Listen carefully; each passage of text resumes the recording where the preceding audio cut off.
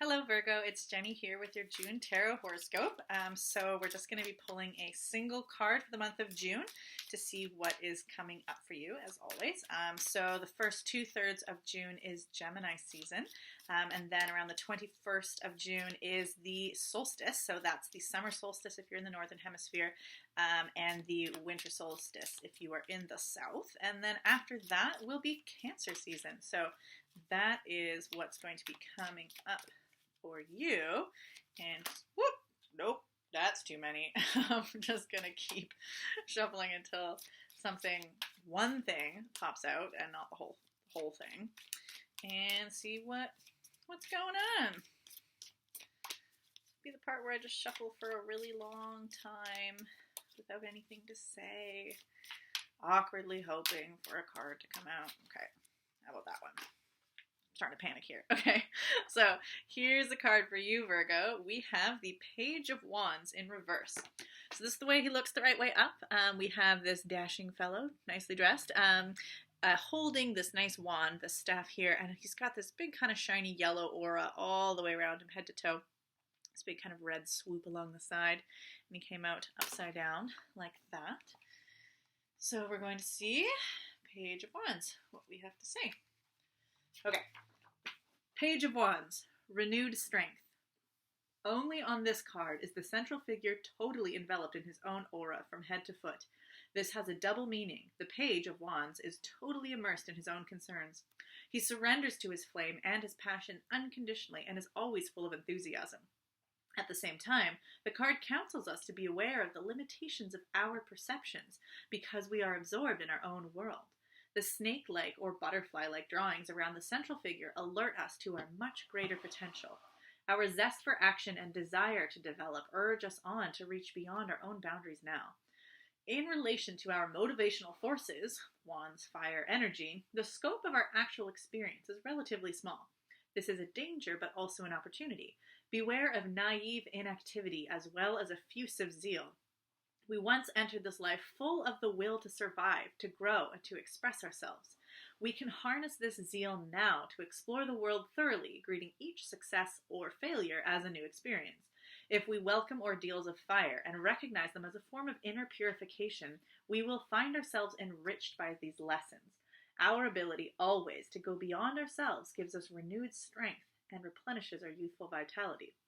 Practical advice. Learn to understand energies that are larger than you are. Beware of narrow-mindedness. Hold on to that which makes your heart sing and your spirit soar. Okay, great card, especially for Gemini season. That is the beginning of this month. So there's kind of lots of things here and almost what feels like a paradox in terms of this youth being totally enveloped in his own aura. He's like focused on himself and really in his own world with his own excitement, his own creativity, his own thoughts. But that also means his own biases, his own fears, his own insecurities, his own storylines that may or may not be true because he's not necessarily bouncing them off the real world or checking them out with other people. It's just his own perception. So there's this strength and weakness to being kind of enclosed and being really focused in on yourself.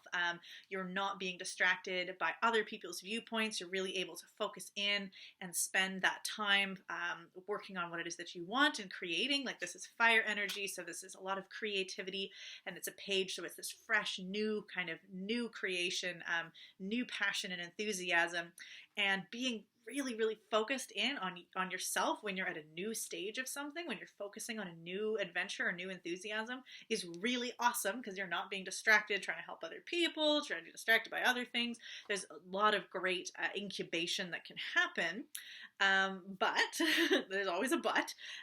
You might then not be able to check yourself if you are, kind of brought in some sort of naive ideas, or you think that you're doing something, or you think your idea is right or your story is right, and you haven't checked it with somebody else. You might not be aware of other effects that are happening or things that may have changed since you focused in on yourself. So you don't really have all the facts. And that is the hallmark of a beginner, is someone who doesn't know everything. But so there's the strength of this beginner, the strength of the child mind, the strength of the youth is that you you aren't yet jaded by other ideas. You're not necessarily even yet afraid of your own failures because you haven't had that much yet. So there's this energy and often a confidence that comes from not having been rejected yet, not having failed yet, because you're just starting out. But you also don't know everything. So there's opportunity to learn, and there's the things that are going to show you that you're wrong, the things that are going to show you you can make mistakes and that you don't know everything are going to come at you, because that's what's going to happen as soon as you start trying. And that is what teaches you. That is what brings you the experience, and that is what this kind of purification is, where if you are excited, I mean, being wrong is going to happen anyway. Ordeals of fire, or things that mess you up, or crises that happen, those are coming no matter what you do. Even if you hide in a box and never leave, something bad could happen to your box. So if we can face it with this opportunity of, or see it as an opportunity to increase your mastery and to grow your experience and to improve your wisdom and to build you up from this youth, student, page energy, which is, I'm fresh now, but I'm not going to be always. And then you can have like a bit of humor and enthusiasm and more open to the things that are going to kind of shake you up, show you might not be totally correct. We don't want that to then make you suddenly jaded, though. We still want to hold on to the energy of this kind of youthful enthusiasm and this kind of incubating fire of still being like, you want the healthy encapsulated in your own goals and your enthusiasm, and not being distracted without the like, I'm shutting down anything that's challenging me or that might freak me out, or that might correct me and tell me I might not be the most right all the time. We want to see if we can get the best of both. And grow that learnedness kind of over time, without throwing away that enthusiasm. So this particular card now, happening in June. So this season right now at the beginning of June is Gemini season, as I mentioned. And Gemini, this card feels like a lot of Gemini energy, because Gemini is the sign of the youth, and it's all about fresh learning, being the beginner, trying new things, and often like kind of trying a bunch of different new things. It's like you haven't yet picked your mastery yet. You haven't settled into what it is you want to perfect, because you're still trying things out. You're still tasting things. You're still saying, well, I want to try this, a little bit of this. And there's that excitement of, there's so much possibility. Any one of these things I try could spark my excitement. Any one of these things I could work really hard at and learn so much about. Every one of these things is like this other path, this destiny. It's like you're kind of at that, I just watched a movie about the multiverse.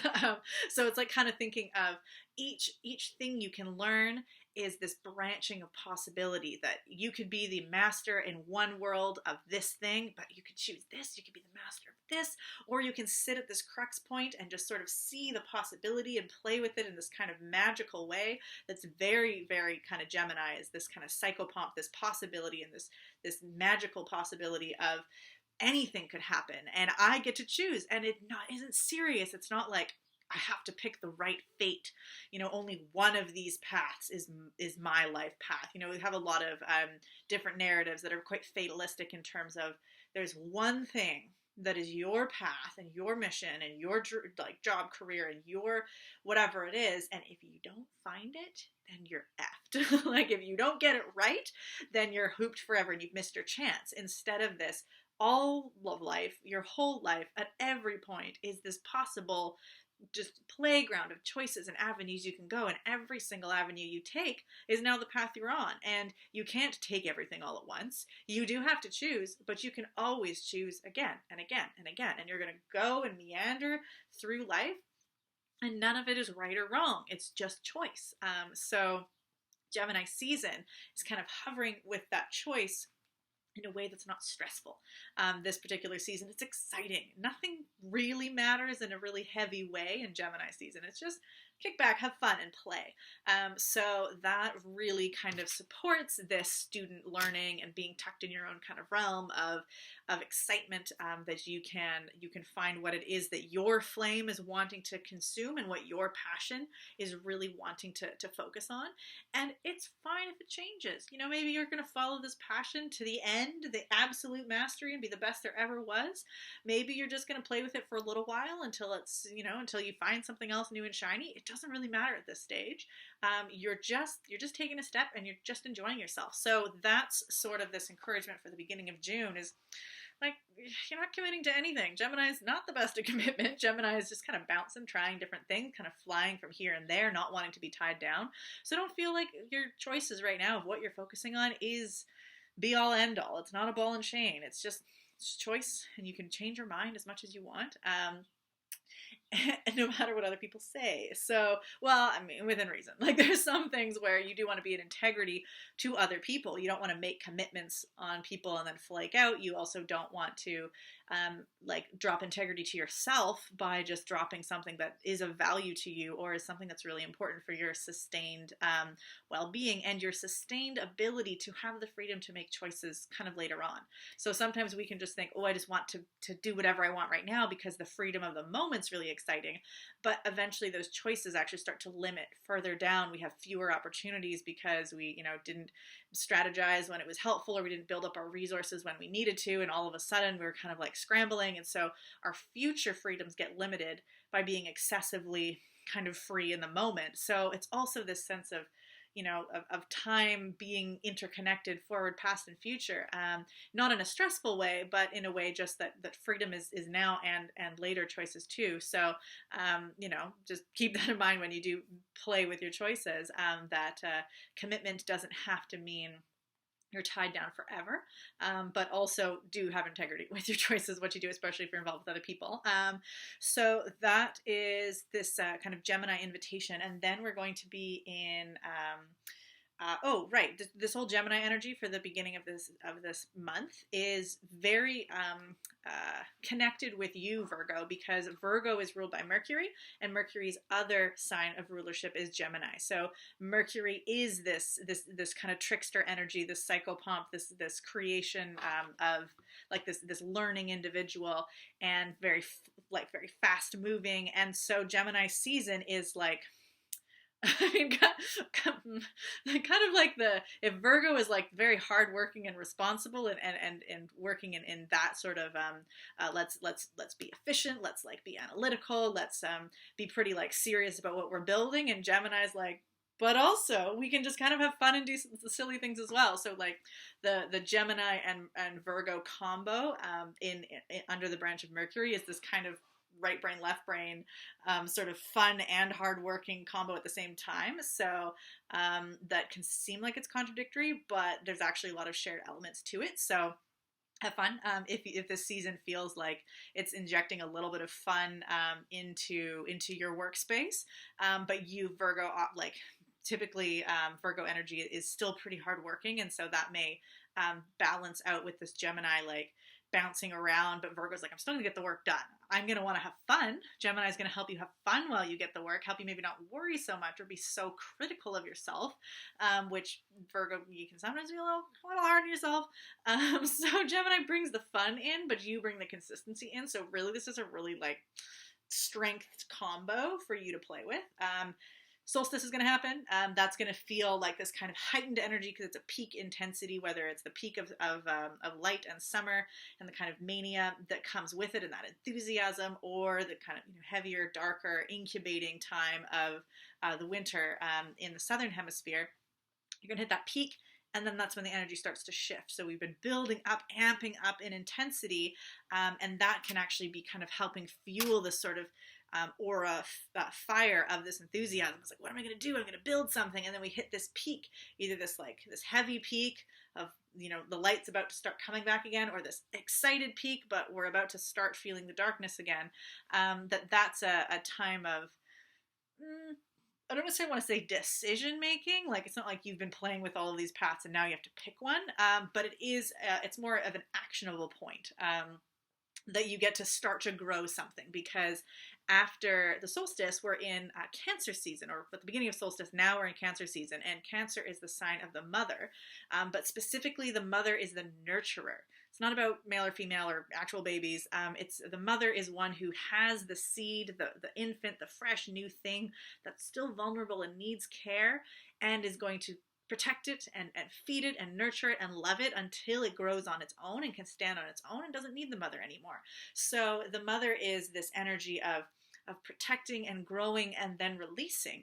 So it's not necessarily you need to pick one thing and start to grow it, but there's more of a time now, instead of just learning or just thinking or just flying around, that now there's like, oh, okay, we're not just in this light, airy and fiery kind of feeling.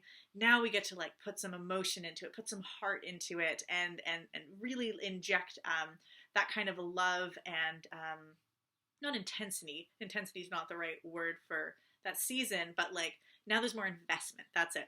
Cancer and the mother is investing now, investing in this creation, whereas Gemini is not too invested. It's still kind of adventurous and sussing things out. So after solstice, you may find that one particular thing or project or inspiration is now really kind of pulling you to get invested in for now.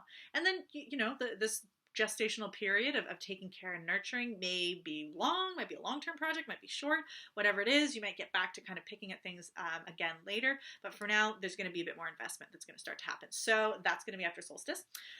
And I think that's all I'm going to give you for now. So I think that works.